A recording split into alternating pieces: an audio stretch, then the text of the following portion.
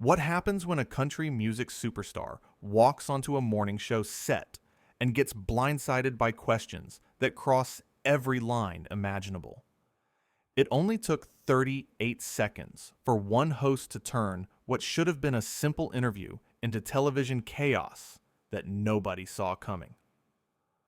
Blake Shelton arrived at the Good Morning America studio that morning, expecting a friendly conversation about his new album.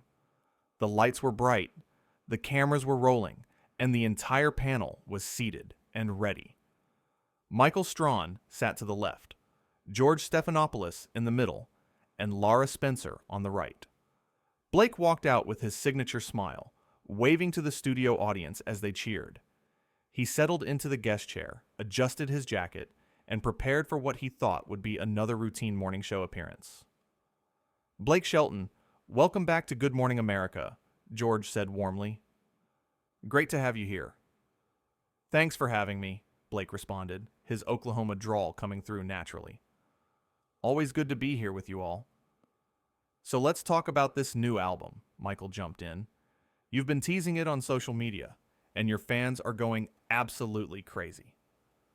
What can you tell us about it?"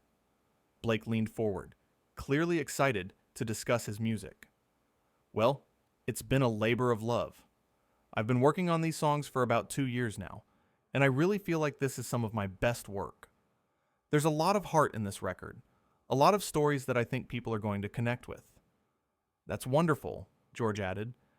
"And I understand you wrote several of the tracks yourself this time around?" "I did, yeah. About 8 of the 12 songs. It was important to me to really put my own experiences and feelings into this project. You know, when you're in this business as long as I have been, you learn what's authentic and what's not, and I wanted this to be as real as possible." The conversation was flowing smoothly. Blake was relaxed, the hosts were engaged, and everything seemed perfectly normal. But then, Lara Spencer shifted in her seat, and the tone in the studio changed. "Blake, I want to switch gears a little bit here," Lara said, her voice taking on a sharper edge. "There's been a lot of talk about your personal life lately." Blake's smile faded slightly, but he remained composed. "Okay. You've had quite a few relationships over the years that have played out very publicly," Lara continued, ignoring the uncomfortable glance Michael shot in her direction. "Some people are saying that maybe you're the problem. What do you say to that?" The studio audience went quiet. Blake blinked, clearly taken aback by the directness and hostility of the question. "I'm sorry, what?" "Well, you've been married multiple times, you've dated various people in the industry, and there always seems to be drama," Lara pressed on.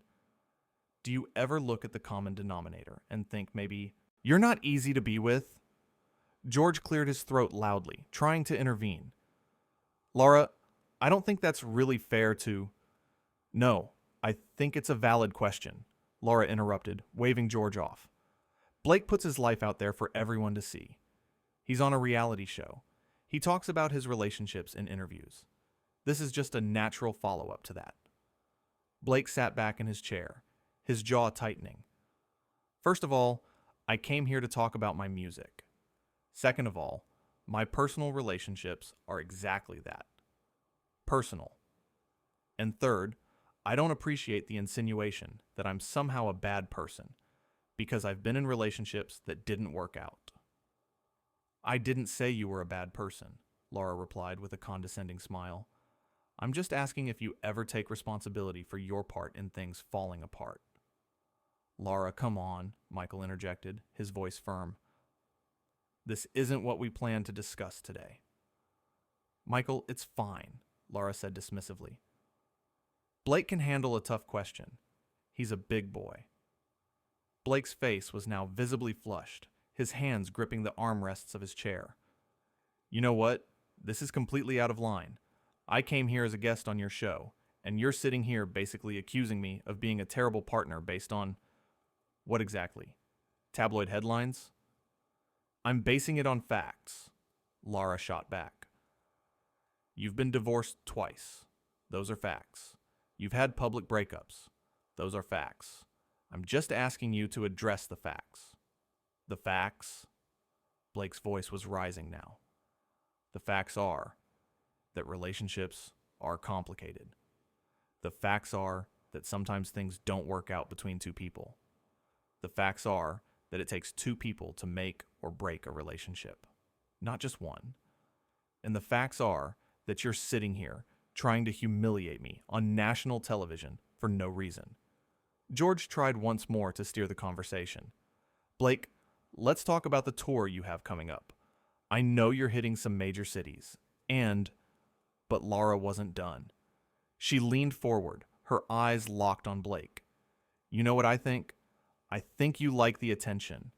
I think you like being the heartbroken country star, writing songs about failed relationships because it sells records. The entire studio seemed to freeze. Michael's mouth dropped open. George looked stunned.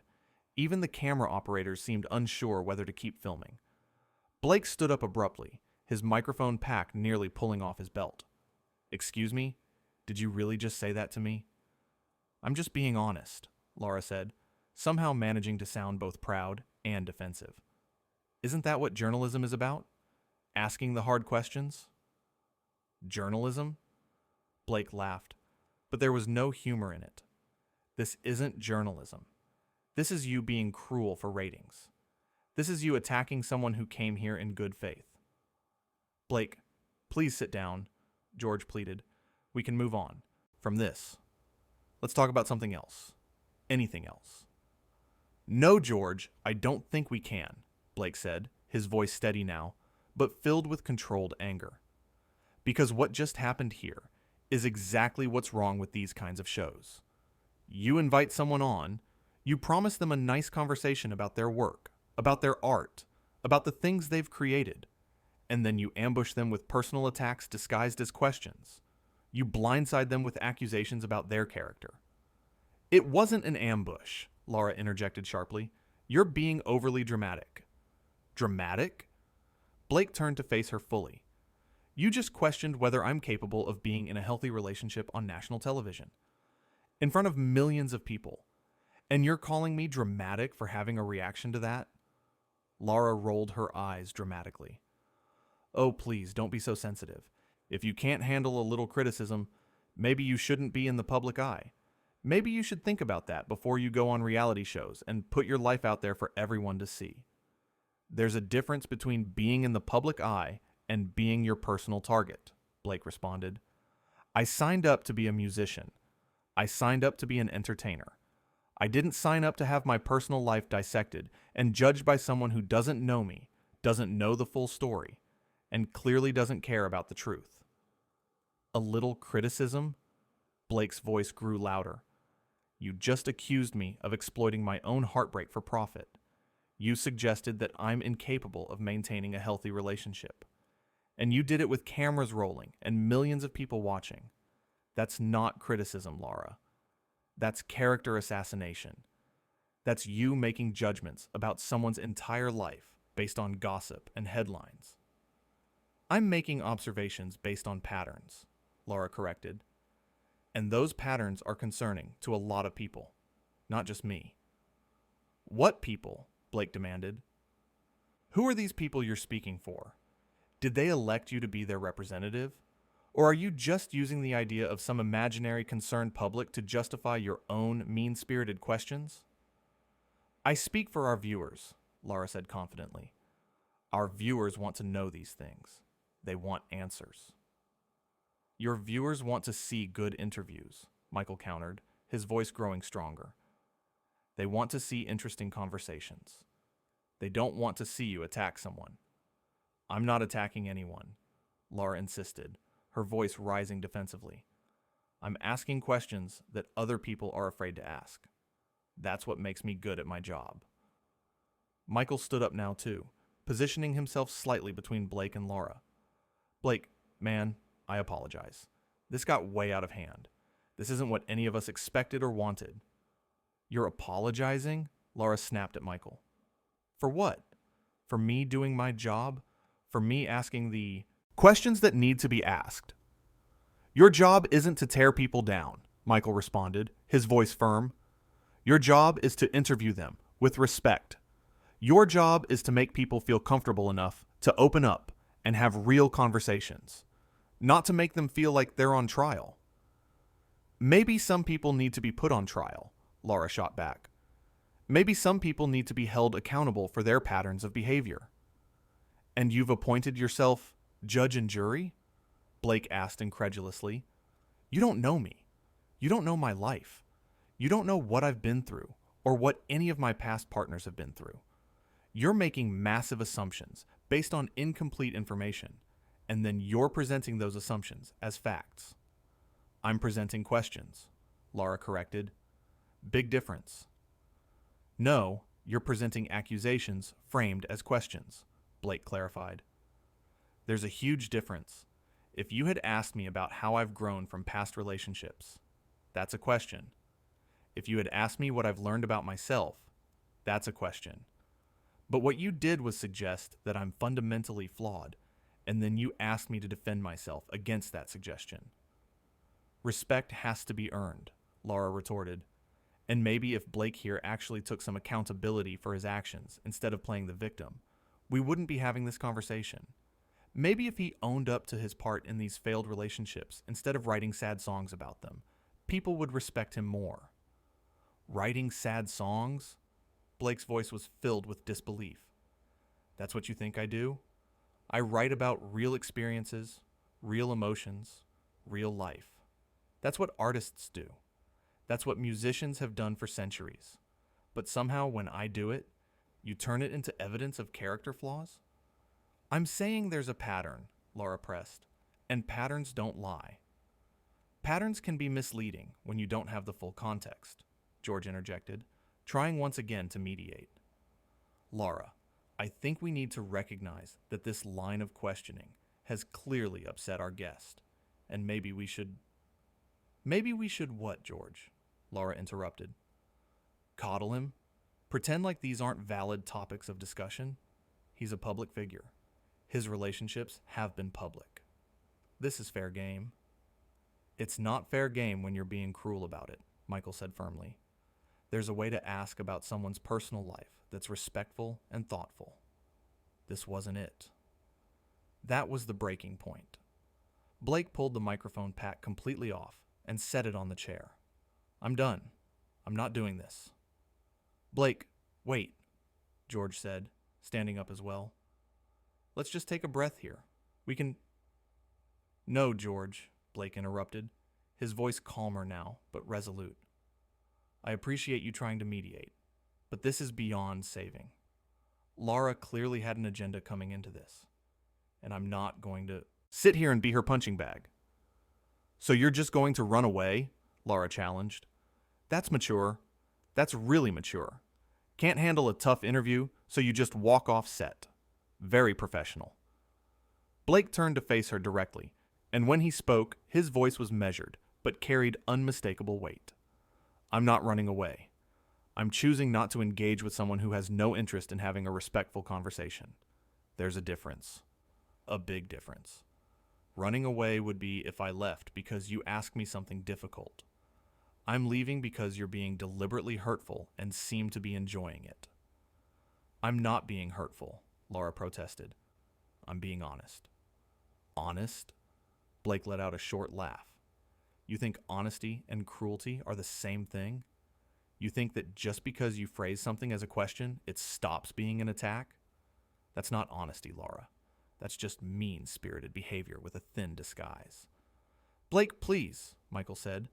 Give us a chance to fix this. How are you going to fix this, Michael? Blake asked. Are you going to make her apologize? Because we both know that's not going to happen. Are you going to edit this out? Because we both know it's live television. The damage is done. Lara crossed her arms. You're being ridiculous. I asked you some questions about your personal life. If you didn't want to talk about it, you should have said so. I did say so, Blake countered. Multiple times. But you kept pushing. You kept twisting things. You kept trying to paint me as some kind of villain in my own life story. Maybe if the shoe fits, Lara muttered, just loud enough for everyone to hear. Blake shook his head in disbelief. Unbelievable. You know what, Lara? I genuinely hope you're proud of yourself. I hope this is the kind of interview you dreamed about doing when you got into broadcasting. I hope attacking guests and making them uncomfortable gives you some kind of satisfaction. Don't be so dramatic, Lara said with a dismissive wave. You're acting like I physically attacked you. I asked some questions. You didn't like them. That's on you. That's on me? Blake's voice rose again. You ambushed me with personal attacks, refused to move on when asked, and now you're acting like I'm the problem for having a negative reaction. Do you hear yourself? George stepped closer to Blake. Blake, I understand you're upset, and you have every right to be. But walking out isn't going to what, George? Blake interrupted. Make this better? Nothing is going to make this better. The interview is ruined. My morning is ruined. And honestly, my respect for this show has taken a serious hit. So that's it, Lara said. One tough interview, and you're ready to burn bridges? Tough interview, Blake repeated incredulously. Is that what you think this was? A tough interview would be asking me challenging questions about my music, my career choices, my creative process. What you did was launch personal attacks, and then act surprised when I didn't thank you for it. Michael moved closer to Blake, speaking quietly. Listen, man, I get it. I really do. But if you walk out right now, she wins. She gets to control the narrative. Stay. Let's turn this around. Blake looked at Michael, and for a moment, it seemed like he might reconsider. But then Lara spoke again. Michael's right, Blake. If you leave now, everyone's going to think you couldn't handle the heat. They're going to think everything I said was true, and you just proved it by running away. Blake turned slowly to face Lara one more time. You really don't get it, do you? This isn't about me not being able to handle tough questions. This is about you not knowing the difference between journalism and bullying. This is about you thinking that being mean is the same thing as being interesting. I'm not mean, Lara protested. I'm direct. There's a difference. I just don't sugarcoat things the way other people might. No, you're mean, Blake said flatly. Direct would be asking me honest questions and accepting my answers. Direct would be saying, I want to talk about your relationships and giving me the choice to engage or not. Mean is what you did, which was attack my character, question my integrity, and then mock me when I called you out on it. Mean is continuing to push, even when someone makes it clear they're uncomfortable. That's not being direct. That's being a bully. A bully? Lara's voice rose in indignation. You're calling me a bully now? That's absurd. I'm a journalist asking questions. That's literally my job description. Your job description isn't to make people feel terrible about themselves, Blake countered. Your job description is to conduct interviews that inform and entertain your audience. And I promise you, making a guest uncomfortable and defensive doesn't accomplish either of those goals. I disagree, Lara said stubbornly. I think our audience appreciates when I ask the real questions, the uncomfortable questions, the ones that other people are too polite to ask. The studio audience, which had been silent throughout most of the exchange, started to murmur. Some people were nodding in agreement with Blake. Others looked uncomfortable. The producers in the control room were likely losing their minds trying to figure out how to salvage this. I think we need to go to commercial, George said desperately, looking toward the cameras with an expression that clearly communicated this situation was spiraling out of control. No, Blake said firmly, holding up a hand. Actually, I think America deserves to see how this ends. No commercial breaks, no editing, no chance for anyone to spin this later. Just the truth of what happened here this morning. Let people see exactly how a guest gets treated when they come on this show in good faith. You're being melodramatic, Lara said with an exaggerated sigh. Nobody is treating you badly. You're just not used to being challenged. Challenged? Blake's voice cracked slightly with frustration. Is that really what you think you're doing? Challenging me? You're not challenging my ideas or my perspectives. You're attacking my character as a person. There's a massive difference between those two things. Lara laughed sharply. Oh, now you're worried about the truth. That's rich coming from someone who makes a living singing songs about situations that may or may not have happened the way you say they did. What is that supposed to mean? Blake demanded, his face reddening even more. It means that you've made a career out of singing about relationships and heartbreak, playing the victim in every song. But when someone actually asks you about those experiences, face to face, you fall apart, Lara explained, her voice dripping with condescension. You can't have it both ways, Blake. You can't profit from your personal life and then claim it's off limits when someone wants to discuss it. My music is not off limits, Blake said through gritted teeth, his hands clenched into fists at his sides. My music is out there for everyone to hear and interpret however they want. But that doesn't give you the right to make assumptions about who I am as a person, or to suggest that I'm somehow deficient because I've had relationships end. Everyone has relationships that don't work out. That's called being human. Blake, she's baiting you, Michael said quietly. Don't give her what she wants. But Blake was past the point of strategic thinking.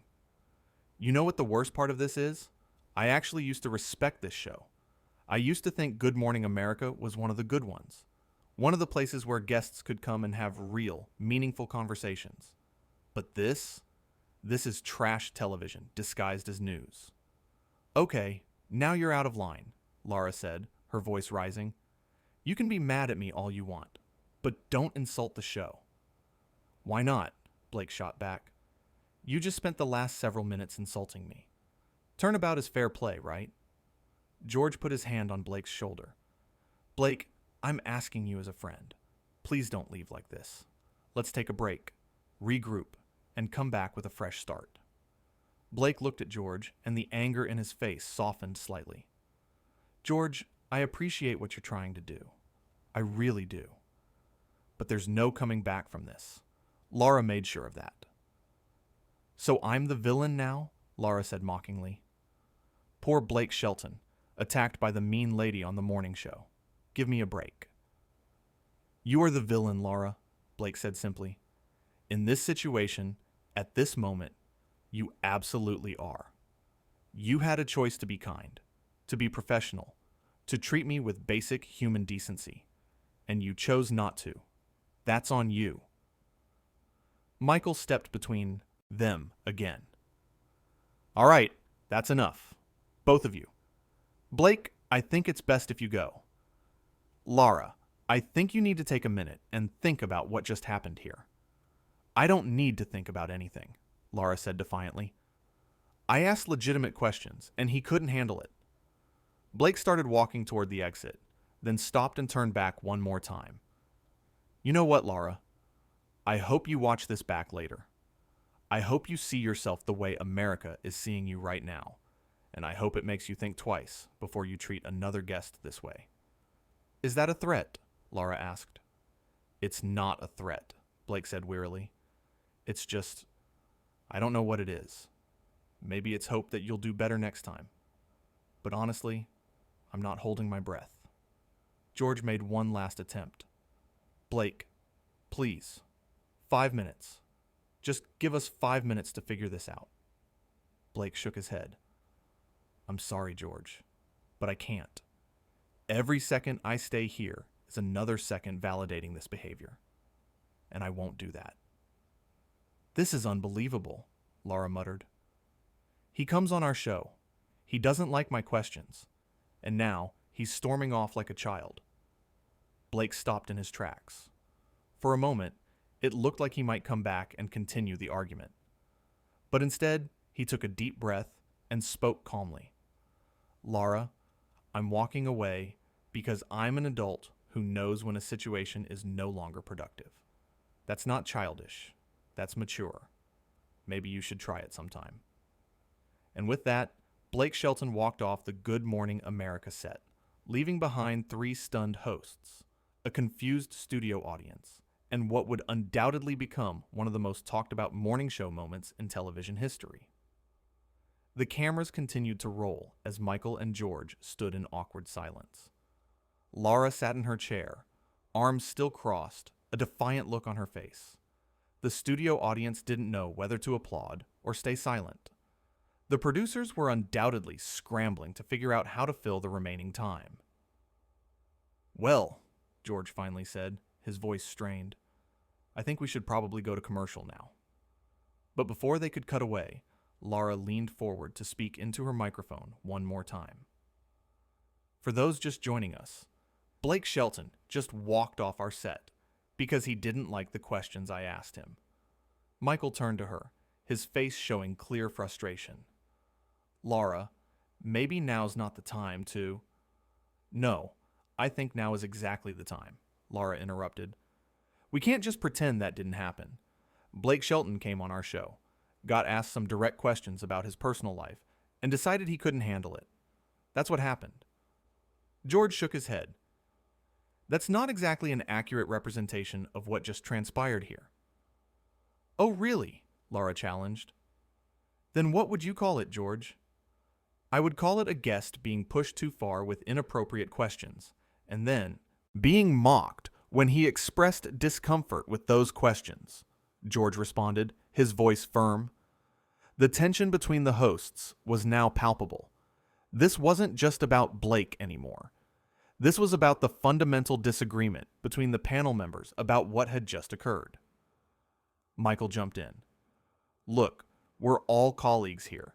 We need to be able to have these conversations off camera. Right now, we need to address our audience and move forward with the show." "I'm not going to apologize for doing my job," Lara stated firmly. "Nobody's asking you to apologize," George said, though his tone suggested maybe someone should be. "But we do need to acknowledge that this interview went in a direction that made our guest uncomfortable enough to leave." "Because he was too sensitive," Lara added. "Or because the questions were too invasive," Michael countered. The three hosts stared at each other, the weight of what had just happened settling over them. In the control room, producers were definitely having their own heated discussions about how this would affect the show, the hosts, and the network. The audience sat in stunned silence, having witnessed not just a guest walking out, but a complete breakdown of the show's professional dynamics. Some audience members were whispering to each other. Others were checking their phones, likely already seeing social media explode with reactions to what they had just witnessed live. "We're going to take a break," George finally announced to the camera. "When we come back, we'll figure out what we have when we come back."